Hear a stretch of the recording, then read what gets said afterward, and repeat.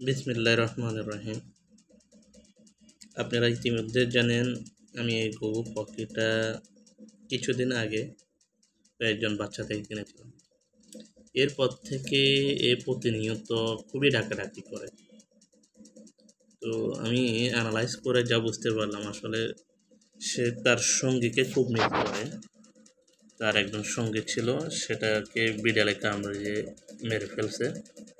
সে তার সঙ্গীকে খুব মিস করে। দেখেন, আমরা যারা যে জায়গায় থাকি না কেন, সবাই সবার সঙ্গীকে খুব মিস করে, এটাই স্বাভাবিক। এখন সে মনমরা হয়ে বসে আছে। তাকে যখন না আমি আমার কাছে নিয়ে আসি, সে তখন রিল্যাক্সে বসে থাকে, কোনো আওয়াজ করে না। যখনই আমি তার কাছে থাকি না, তখনই তার আওয়াজ বেড়ে যায়, সে আওয়াজ করে অনেক।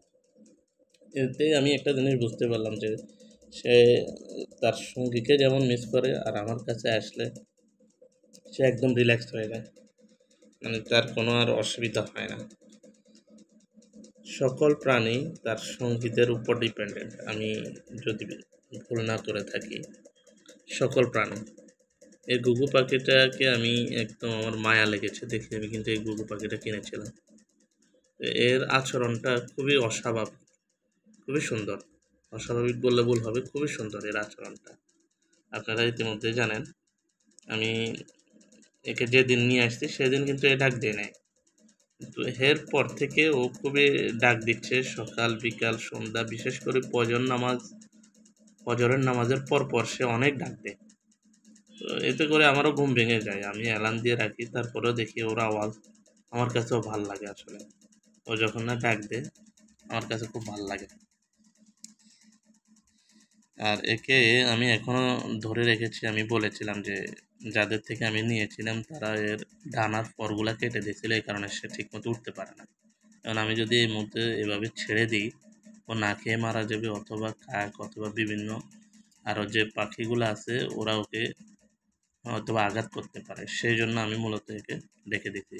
ওর জন্য একটি বড় খাঁচা কিনেছি, যাতে করে ও সুন্দর মতে এখানে থাকতে পারে। আপনাদেরকে আমি আগেই বলেছিলাম, ওর জন্য আমি খাবার 1 কেজি কিনে নিয়ে আসছি, বড় খাঁচা কিনে নিয়ে আসছি, যেন স্বাচ্ছন্দ্যে এখানে থাকতে পারে, যেন অসুবিধা যেন না হয়, এ বিষয়।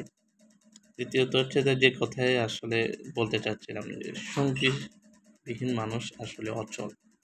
সেটা মানুষ হোক, প্রাণী হোক, পাখি হোক, সবার ক্ষেত্রে সবাই সবার সঙ্গীকে যথাযথ মূল্যায়ন করবে সৎ আচরণের মধ্য দিয়ে। যখন না সঙ্গীর কিছু হয়ে যায়, তখন বুঝতে পারবেন যে আসলে কি কষ্ট। যেমন এই ঘুঘু পাখিটাকে আমি দেখে অ্যানালাইজ করতে পারলাম, ওর সঙ্গীটা মারা যাওয়ার পর থেকে অনেক ডাকাডাকি করে। সবাইকে ধন্যবাদ।